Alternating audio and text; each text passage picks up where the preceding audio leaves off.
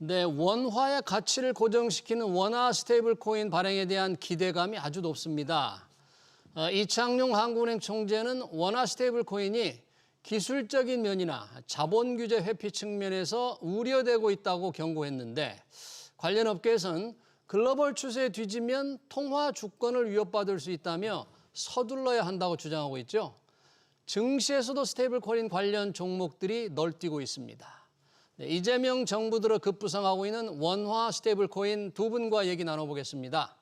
박성준 동국대 블록체인 연구센터 센터장, 김동환 원더프레임 대표 나오셨습니다. 어서 오세요. 네, 반갑습니다. 반갑습니다. 안녕하세요. 네, 이 원화 스테이블 코인 저희 방송에서도 몇 차례 다뤘습니다만 요즘 정말 뜨거운 주제입니다. 우리는 아직 법도 통과되지도 않았는데 증시에서는 뭐 관련 기업들이 테마주로 지금 엮여서 뛰고 있는 느낌입니다. 우리나라의 발행 상황, 원화 스테이블 코인 도대체 어느 정도인지부터 점검해 보겠습니다.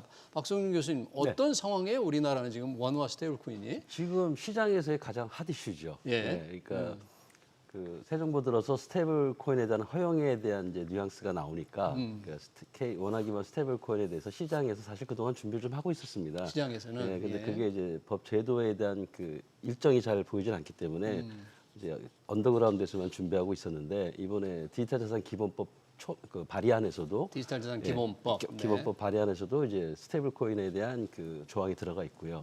그러다 보니까 시장에서는 이제 준비가 더 이제 급격히 진행되겠죠. 예. 그래서 대부분은 이제 금융권이라든지 심지어 증권회사까지도 생각을 하고 있는 것 같고요. 네. 특히 핀테크 협회에서 스테이블 코인, 원화 스테이블 코인이 만약에 허용이 된다면 그 대상이 금융권만 아니라 핀테크까지 확대를 해달라는 그런 어떤 의견까지 전달한 걸로 제가 들었습니다, 어저께. 네. 그래서 상당히 이슈입니다. 근데 제가 볼 때 아직 법 제도적인 측면에서 이제 시작 단계거든요.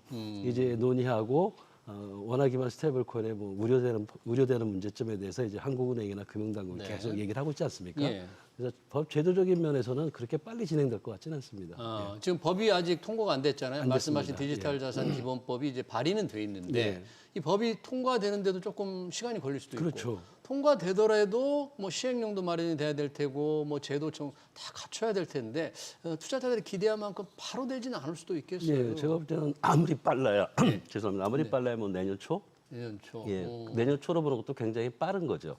내년 초로 법 보는 제 것도? 그 절차를 가장 빨리 이제 예. 한다고 하더라도 보통 시간이 좀 걸리지 않습니까? 네. 그래서 실제 저희가 느끼기에는 좀 시간이 좀 걸린다. 그래서 너무 급하게 바라볼 필요는 없다 이렇게 생각하고 있습니다. 네. 근데 원화 스테이블 코인이라는 게 우리 원화 가치에 고정시키는 가상 자산인데 그걸 원화 스테이블 코인이라고 하죠. 이걸 어디에 쓰일까? 아직 발행이 안 됐기 때문에 조금 우리 시청자들은 어디에 쓰이지 궁금한데요. 김동환 대표님, 이걸 어디에 쓸 수 있어요? 일단 발행됐다고 생각한다면? 발행됐다고 생각한다면 뭐 지금 이제 많이 얘기가 되는 건 지급 결제에 사용할 수 있다. 지급 결제, 어떤 지급 결제에 사용을 하게 됩니까? 그럼 예를 들자면 그러니까 이제 지금 신용카드로 결제를 한다든지 이런 부분에 대용해서 사용을 할 수 있다라는 얘기가 나오긴 하는데 네. 많은 분들이 그걸 궁금해하시잖아요. 네, 네. 그래서 사실 이제 지금 사람들 너무 카드 잘 쓰고 있고 네. 지금 뭐 금융하는데 전혀 불편함이 없는데 결제 한국 지급에 아무 사람들은 불편이 없는데 네. 그래서 사실은 이거를 실제 좀 새로운 쓰임을 지금 만들어야 되는 상황입니다. 새로운 쓰임에 네. 그래서 많은 분들이 그런 궁금증을 가지고 계시고요. 네. 이거 뭐 원화 스테이블 코인 알겠는데 이거 어디다 쓰냐? 네. 예, 거기에 대해서 지금 답을 하는 사람들이 네. 업계에서도 없고 어. 어디에도 지금 없는 약간 그런 상황입니다. 그래요? 어디에 쓰일지가 아직 좀 새로 만들어야 되는데 업계에서는 벌써 준비를 하고 있다. 박성준 교수님 보시기에는 당장 발행됐다고 생각하면 우리가 어디다 쓸 수 있어요? 저는 사실은 굉장히 당장 쓸 수 있는 것도 있다고 생각하는 사람입니다. 어디요? 그러니까 지금 사람들이 카드나 네. 이런 현재 금융 생태계 결제 인프라 쪽만 봐서 그런데 근데 지금 우리가 이제 블록체인 그 디지털 자산 생태계 쪽에서 보면 디파이라든지 네. 웹 3.0이라든지 이제 P2P 기반 서비스들이 많이 활성화되고 있거든요. 예. 거기에서는 우리나라 원화를 쓸 수가 없습니다. 카드로 쓸 수 있는 게 아니라 그래서 P2P 그 특성을 갖는 원화 스테이블 코인이 만약에 발행이 된다면 제가 볼 때는 뭐 탈중앙 금융 생태계 디파이 디파이라든지 아니면 웹 3.0에서 유연하게 쓸 수 있을 것 같고요. 그래요? 그다음에 실질적으로 이제 지금 계속 바뀌고 있지 않습니까? 디지털 자산 세상으로. 예. 그렇다면 법 제도가 돼서 만약에 원화 스테이블 코인이 발행이 된다면은 그 사용처는 아마 급속히 확산될 거라고 저는 생각합니다. 그래요? 당연히 뭐 결제 쪽에 들어가는 건 당연하고, 그다음에 제가 가장 관심 있어 하는 거는 K 스테이블 코인이 발행이 된다면 네. 그걸 기반으로 한 어떤 서비스들, 비즈니스 서비스들을 빨리 만들어야 되겠죠. 새로운 서비스를 예, 만들어야 새로운 비즈니스 된다. 서비스들을 만드는데 예. 그런 거를 나는 우리나라 청년들이 잘한다고 생각합니다.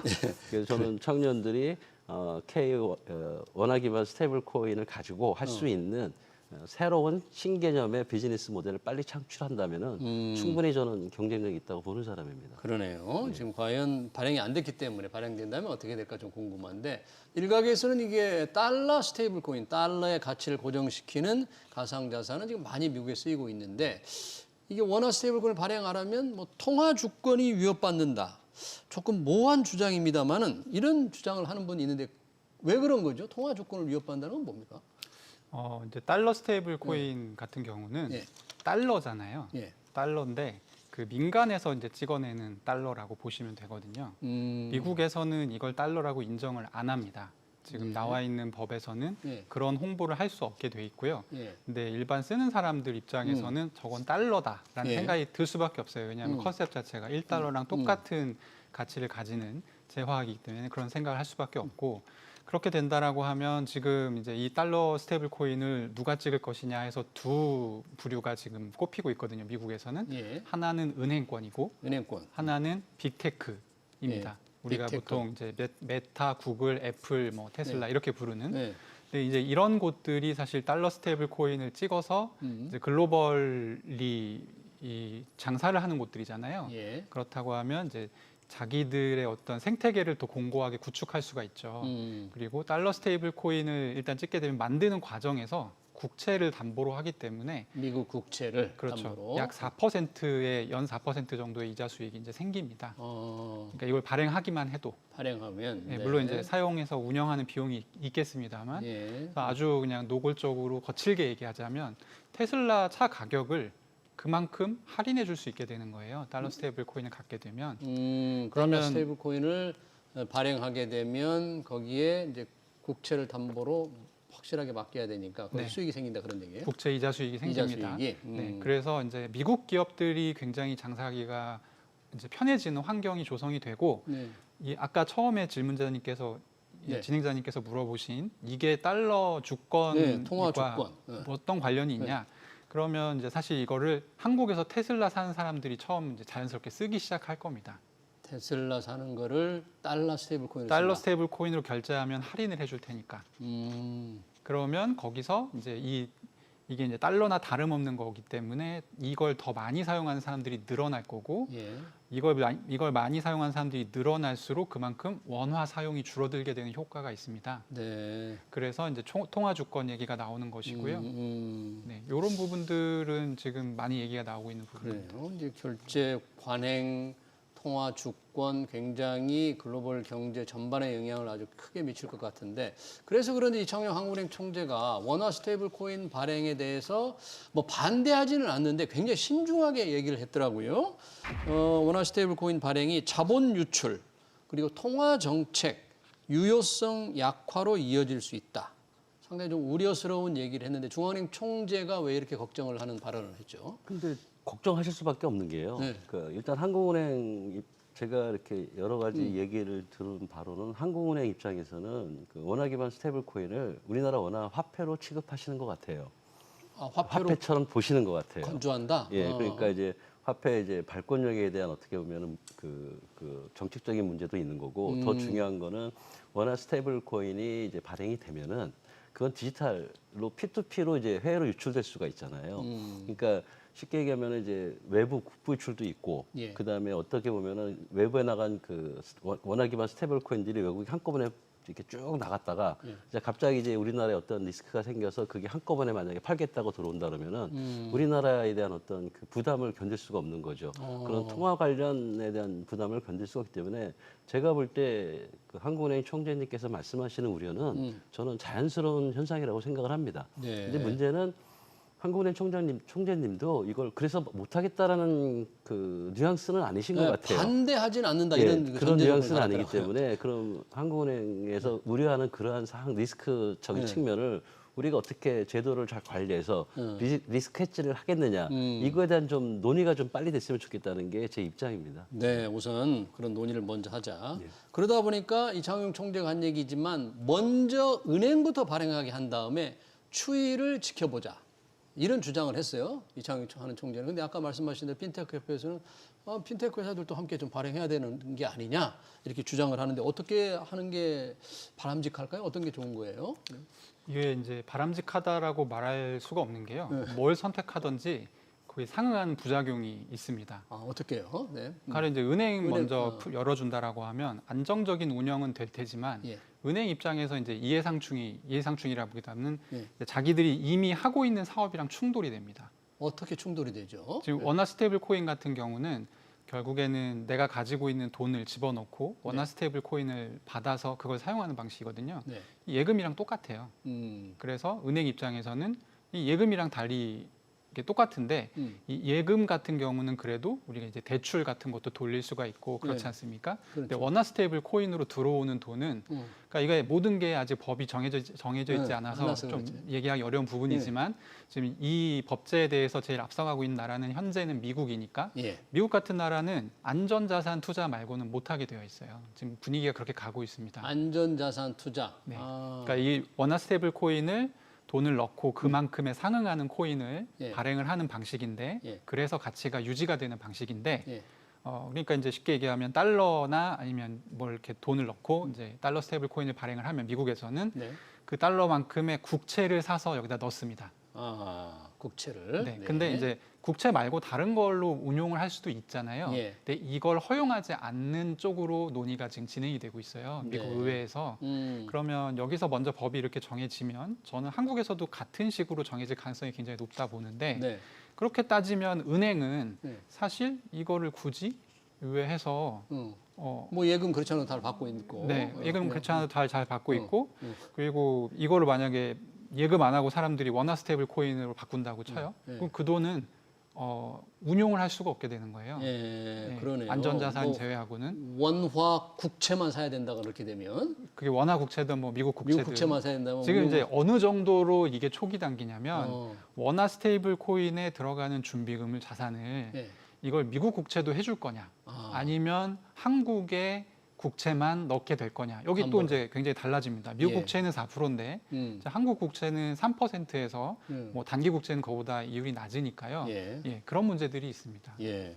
여러 가지가 지금 미정인 상태라 지금 기업들은 마구 뛰어가요. 지금 상표권 등록도 하고 가는데 제도나 법이 정비가 안 돼 있기 때문에 참 모호합니다. 관련해서 우리 가상자산 거래소죠. 업비트. 네이버 페이와 원화 스테이블 코인 사업을 위한 제휴를 맺었답니다. 법도 안 돼 있는데 업비트는 가상자산 거래소 1등, 네이버 페이는 간편 결제 뭐 1등 회사가 뭔가 제휴를 맺었는데 여기는 어떤 사업 구상일까요? 저 같아도 할 것 같습니다. 왜요? 그러니까 그동안 이제 업비트나 이제 빗썸이나 우리나라 이제 5대 원화마켓 거래소의 그 인식이 이제 단순한 거래소 개념이 있지 않습니까? 네. 근데 사실은 뭐 그것만 해줘도 수익이 몇 1, 2업체는 수익이 엄청나겠지만 맞아.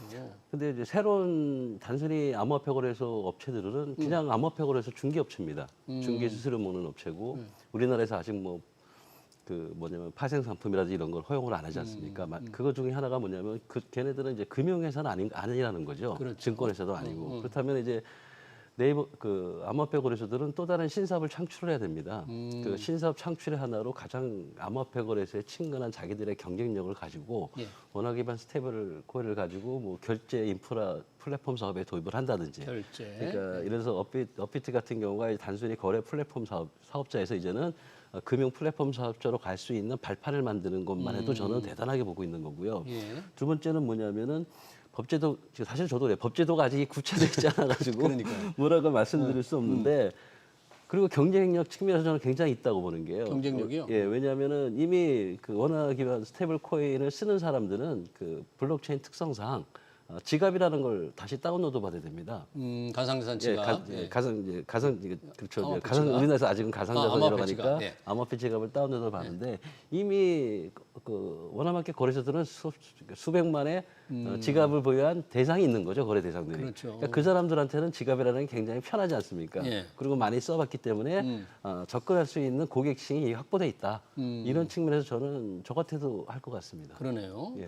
그러니까 새로운 뭐 가상자산 거래소들의 새로운 먹거리로 지금 이런 제휴를 맺는데 만약에 그렇다면 업비트 말고도 가상자산 거래소가 있잖아요. 우리 간편결제 회사들이 있는데 다른 곳들도 그런 이런 제휴 뭐 이런 준비나 혹시 하고 있을까요? 지금 이제 네이버페이하고 업비트의 이 파트너십을 좀 살펴보면 네이버페이가 주도를 하는 입장이고 네이버페이가? 업비트는 약간 서포트하는 입장이에요. 그래서 지금 이제 어떤 역할을 양사가 하는지도 간략하게 공개가 됐는데 예. 뭐 업비트가 해주는 거는 기술 및 인프라 협력 그리고 가상자산 매도 출금 같은 것들이 있을 때 좀 지원을 해준다. 아까 이제 그 교수님께서 얘기했다시피 그런 부분들에 대한 지원 뭐 이런 부분이거든요. 그래서 사실 다른 거래소들이 못할 내용이 아니고 아마 뭐 적당한 이제 기회가 있다면 참여하지 않을까 생각합니다. 얼마 전 우리 증시에서 상당히 주목을 끌었던 주가 상승이 그 카카오페이였는데요. 네.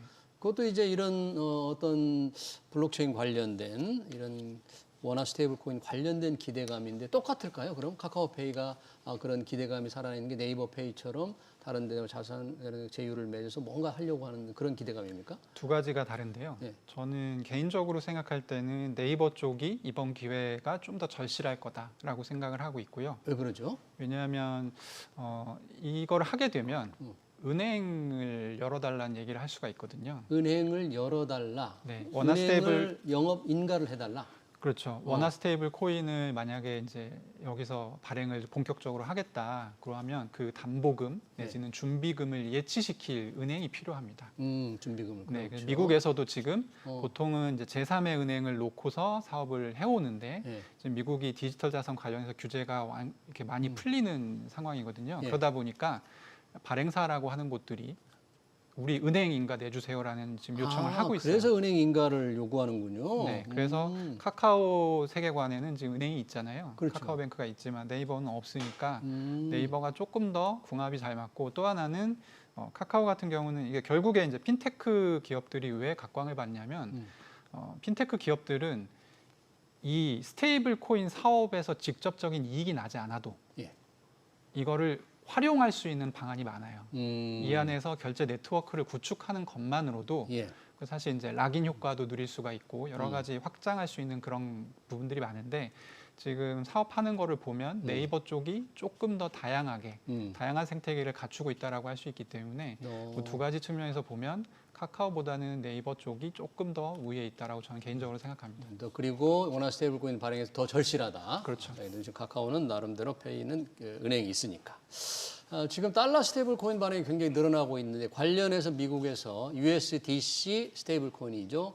이를 발행하는 회사 서클이라는 회사가 있는데요. 한 달 전에 이 기업 공개를 했습니다. 네. 그래서 주가가 뭐 대여섯 배 뛰었더라고요. 그 짧은 기간에 우리 서학개미들이 테슬라보다 더 6월 달에는 많이 샀다고 해요. 순매수 뭐 1등이라는데 요즘 주가가 주춤합니다만 서클 주가는 이것만으로 이렇게 뛰는 겁니까? 왜 이렇게 뛰는 거예요? 제가 볼 때는 일단 기대감이 첫째 가장 큰 거고요. 기대감. 일단 그 기대감이라고 하는 게 단순히 뭐 다른 주식 오를 때 기대감 그런 개념이 아니라 서클이라는 게 사실은 USDC라는 이제 달러 기반 스테이블 코인을 발행을 했고 네.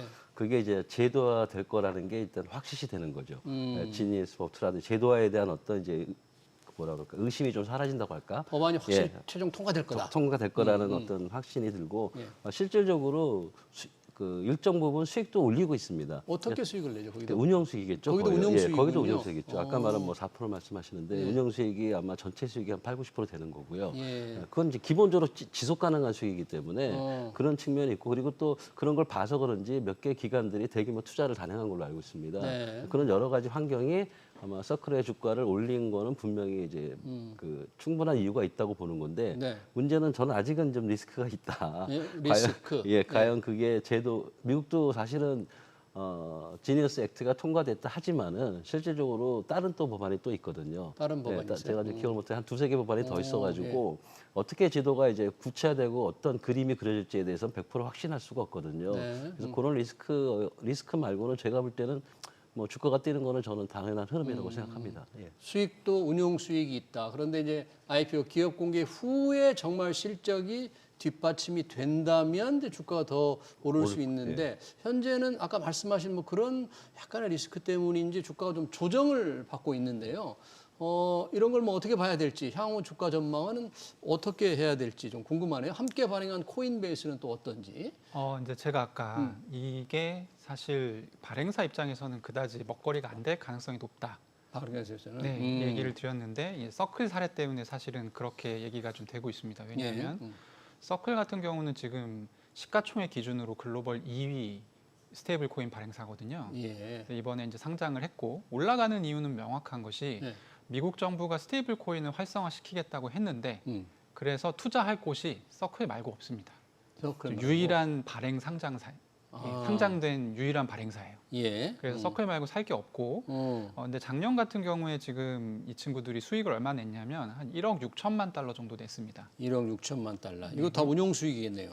뭐 운용 수익에서 비용을 제하고, 제하고 이제 남은 예. 돈이 1억 6천인데 그러면은 사실상 얼마 안 되는 거예요. 1억 6천만 달러라는 돈이 수익이. 예, 수익이 많지 않기 때문에 사실 지금 이제 이 가격이 오르는 이유는 두 가지인데 생태계가 더 말할 수 없이 커질 거다. 그리고 그런 그 기대. 생태계에서 서클이 이제 선발주자의 이점을 가지고 좀 어느 정도의 시장 수익률을 가져가지 않겠냐, 점유율을 가져가지 않겠냐라는 이제 예상이 있으니까 올라가기 시작했던 것이고, 네. 근데 투자할 게 여기밖에 없으니까 또 이제 과열이 좀 됐기 때문에 조정이 일어났던 것이고요. 주가 수익 비율 PER이 뭐 200배가 넘더라고요. 그렇죠. 그래서 예, 너무 과하다 이런 얘기들이 참 많이 나오는 편인데. 그렇죠. 지금. 이제 저 같은 얘기 하는 사람들이 예. 나와서 그 작년에 1억 6천만 달러밖에 못 수익을 벌었다라고 그거밖에 못 하니까 냈는데. 그러면은 이거 너무 오른 거 아니야 이런 네. 생각이 드니까 예. 약간 조정을 받는 것 같고요. 근데 미래는 알 수 없죠. 어떻게 미래는 알수 될지는 없다. 알 수 없지만 저는 개인적으로는 조금 과도한 기대가 좀 반영이 되어 있다. 과도한 기대. 왜냐하면 신규로 들어오려고 하는 시장 진입자들이 예. 월가의 베테랑 은행들이에요.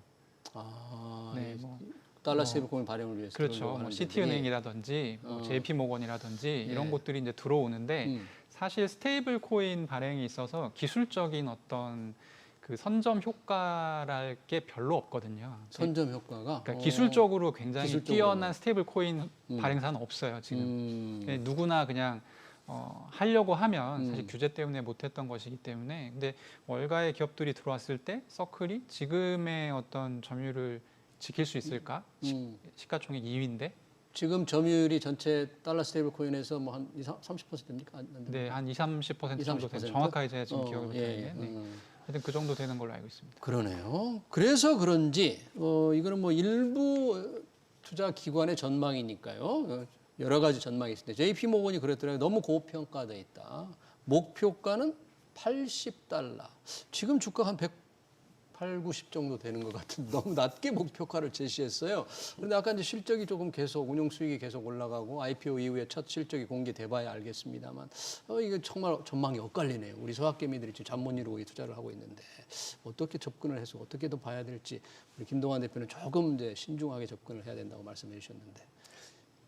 당연한 말씀이시고요. 저도 리스크가 완전히 해소됐다는 생각은 안 해요. 저는 사실은 기대하는 사람 중에 하나입니다. 그러니까 왜냐하면 이제 그 아까도 말씀드렸지만은 이제 달러 기반 스테이블 코인이라는 게 더욱더 성장할 거고 그런 거기에 따른 이제 그걸 기반으로 창출되는 새로운 수익 구조들이 그러니까 비즈니스 모델들이 아직은 시작 단계거든요. 시작 단계다. 예, 그래서 그 새로운 그 비즈니스 수익을 확실히 보정할 수 있는 그런 비즈니스 모델들이 굉장히 계속 말씀드리면 창출될 거라는 거죠. 네. 그 창출되는 거에 따라서 이제 주가는 이제 결정된다고 보고 네. 단순히 지금 현재 있는 가치 평가 기준으로는 저는 한계가 있다고 보는 사람이기 때문에 네. 사실 저는 긍정적으로 보고 있습니다. 네.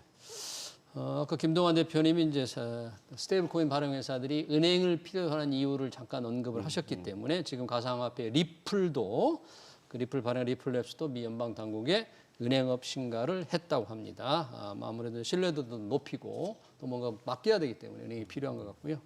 지금 스테이블 코인 발행과 관련해서 중앙은행들은 중앙은행 디지털 화폐 CBDC를 발행을 하려고 노력해왔죠. 우리 한국은행도 CBDC 실증 테스트를 하다가 추가로 하는 걸 지금 포기했어요. 근데 미국은 스테이블 코인을 주장하는데 중국은 뭐 여전히 중앙은행 디지털 화폐 CBDC를 좀 고집하면서 최근에 입장이 좀 바뀌어서 스테이블 코인에도 관심이 있는 것 같은데 입장이 완전히 다른 겁니까? 중국하고 미국하고? 기본적으로 이거를 다 지금 시간상 문제 때문에 설명드리기는 어렵지만 그러네요. 짧게 네. 하셔야 되겠네요. 철학적으로 말씀을 드리면 인문학적으로 이해하기 쉽게 CBDC가 굉장히 활성화된 시장에서는 달러 패권이 약해질 수밖에 없습니다. 지금 이제 지금 스위프트 체제를 사용하고 있잖아요. 네, 그러면 이제 결제망 통해. 그렇죠. 이 결제망을 통해서 돌아다니는 돈의 대부분이 달러거든요. 그래서 원화에서 엔화로 바뀔 때 뭐 그렇지 않은 경우도 있습니다만 달러를 거쳐서 바뀌는 경우가 많이 있어요. 그러니까 이제 달러가 계속 쓰이게 되는 거고 예. CBDC가 지금 만들어진 모델 같은 경우는 그렇게 환전을 할 때는 엔화하고 원화를 환율을 견줘서 바로 스왑을 해버리도록 돼 있습니다. 그래서 미국은 CBDC를 트럼프 대통령이 당선되자마자 저건 절대 안 돼. 접어. 금지를 한 것이고 금지. 중국 같은 경우는 당연히 예. 달러 패권이 마음에 안 들기 때문에 네. CBDC를 선도적으로 지금 많이 사용을 해서 예.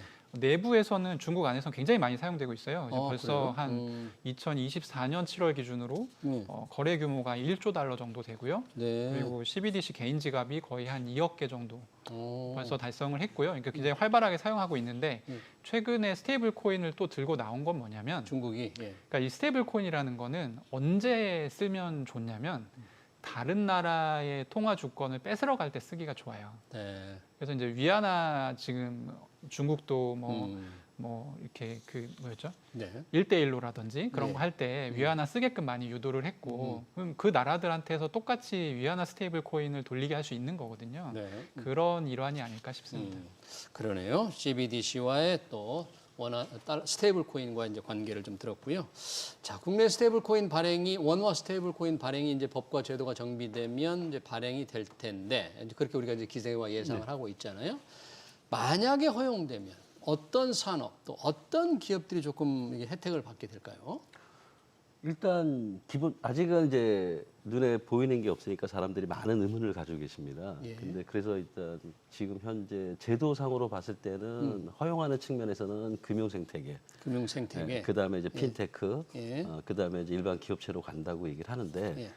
저는 그냥 이렇게 쉽게 생각하면 될 것 같아요. 원화 스테이블 코인이라는 게 원화에 대한 디지털화지 않습니까? 디지털 화폐. 예, 그리고 원화. 지금 현재 우리가 하는 모든 생활은 디지털 경제에서 사실 영위하고 있지 않습니까? 근데 종이돈을 쓰는데도 불구하고 종이돈을 못 써야 되기 때문에 뭐 계좌이체라든지 체크카드라든지 신용카드 또 다른 게 있는 거고 이런 것들을 우리가 이제 간접적으로 쓰고 있지 않습니까? 근데 이제 원화 기반 스테이블 코인이 만약에 나온다면은 저는 이렇게 얘기합니다. 지금 현재 돈을 써야 되는 곳에서는 다 원화 기반 스테이블 코인이 쓰일 거다. 돈을 쓰는 곳에서는 예, 다 쓰일 수 예. 있다. 그렇죠. 왜냐하면 우리가 돈을 쓰는 곳에 그러니까 소위 말하는 예. 원화 스테이블 코인으로 바뀌었다면 디지털 돈을 쓰는 거죠.